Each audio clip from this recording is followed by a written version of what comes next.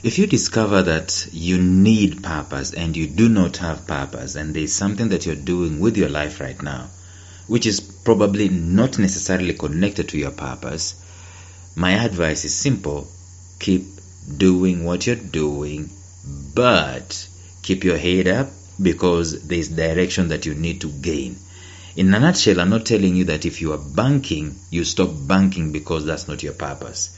If you are teaching, you stop teaching because that's not your purpose. If you are doing whatever it is that you are doing, you stop doing it because it's not your purpose. When you discover that you do not know your purpose, and what you're doing probably is not something that is connected to your purpose, keep doing what you're doing, but be careful on what you're going to do next. And that's what we've been discussing in these episodes, in this new series. What do you do when you realize that you do not have purpose in your life? Stay tuned.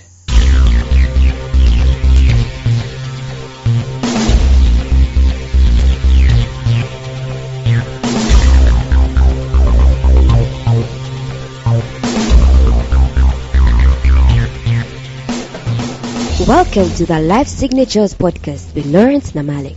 Lawrence is a life coach, author, and keynote speaker who loves to tackle different topics on purpose, productivity, and resilience. His mission in life is to awaken all your boundless possibilities available in you. Life Signatures podcast is dedicated to bring to reality every single person who knows that deep down in their gut, there's got to be more to life than this. And now, here is your host, Lawrence Namale.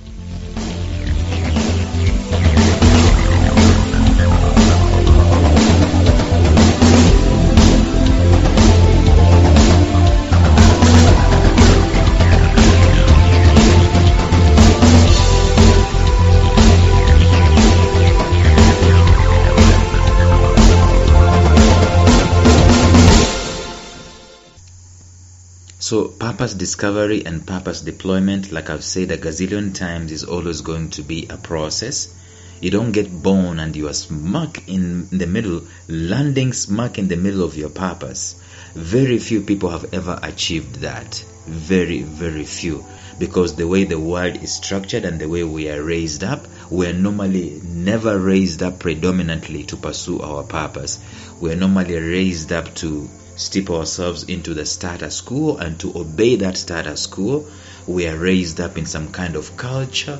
We are raised up to preserve the culture. We are raised up to do something that can fend, for ourselves, so that we can put food on the table, clothes on our back. There's nothing wrong with that. So you find that it is down the road or down the line, years after, that you get to start discovering what your purpose is.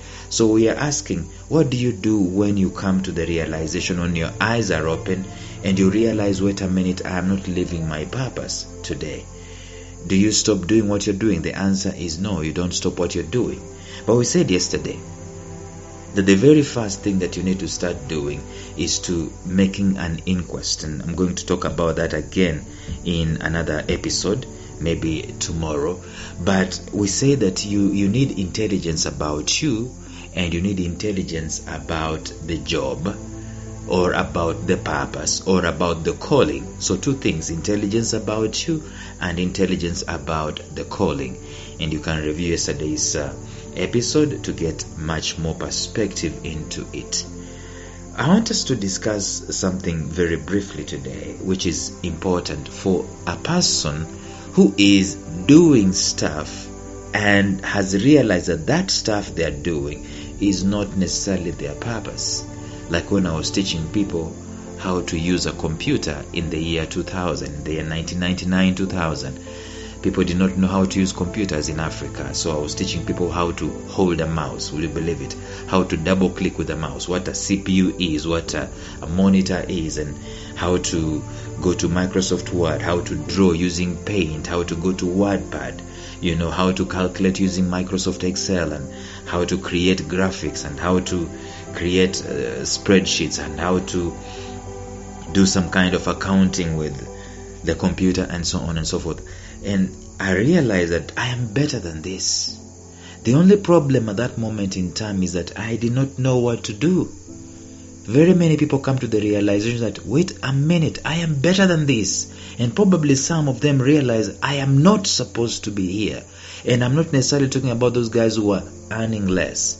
There are guys who are even earning quite a bit, and it's quite instructive for them. But then they realize this is not it. So the question is, what do you do? Yesterday we said, what do you do?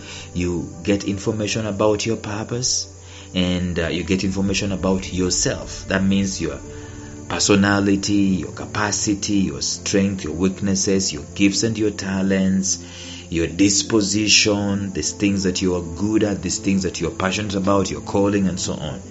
And if you think that that's a tall order, you do not know how to do all that stuff, I have got that sorted.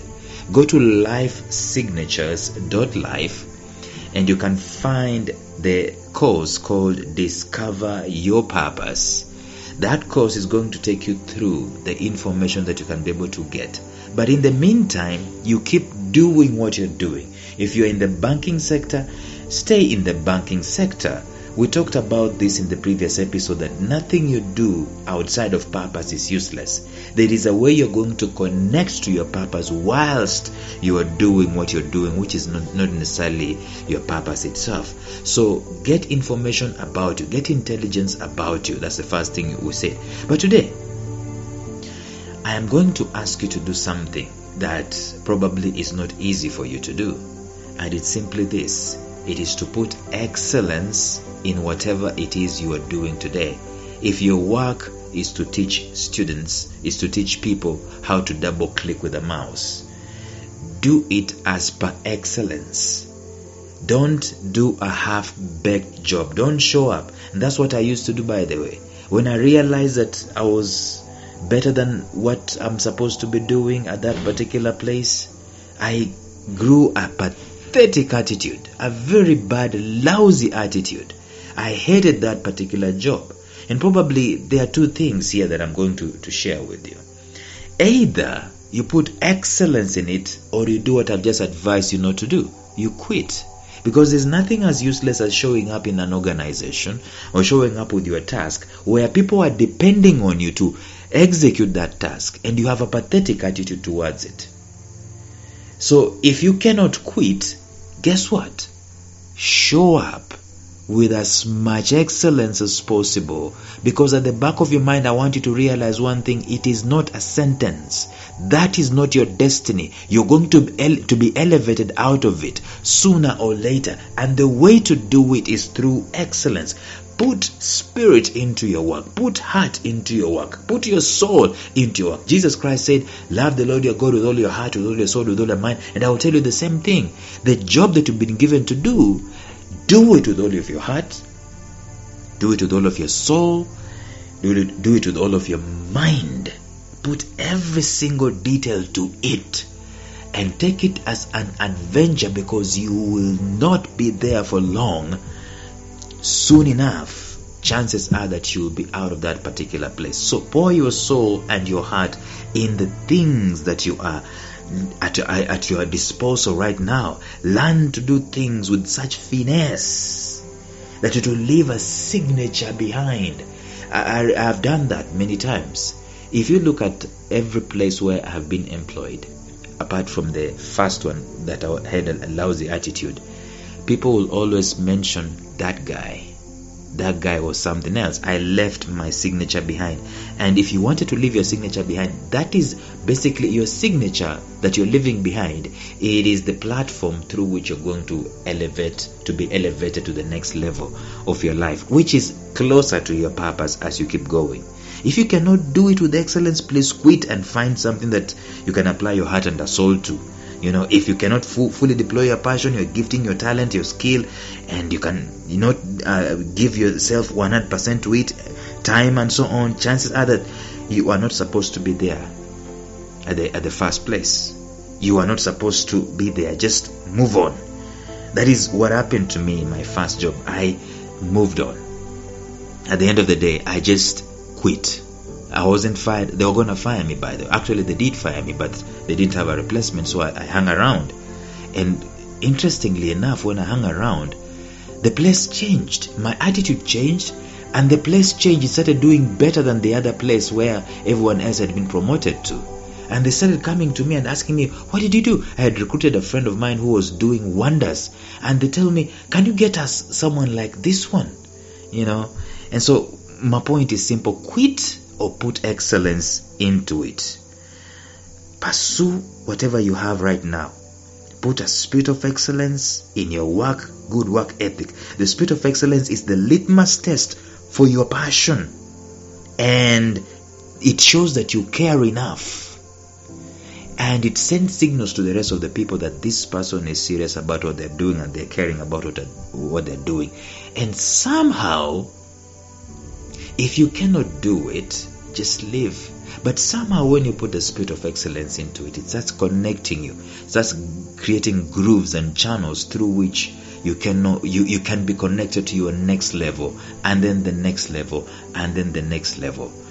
Remember, by the way, when I wanted to, when I quit at the end of the day, I had changed my attitude, and they missed me. They missed me so much so that if they had events, they will call me back just to be there. That's what excellence does. So put 100% into it, or move on to something that you're going to dedicate yourself to. Tomorrow we're going to continue talking about this, but until then, bye-bye.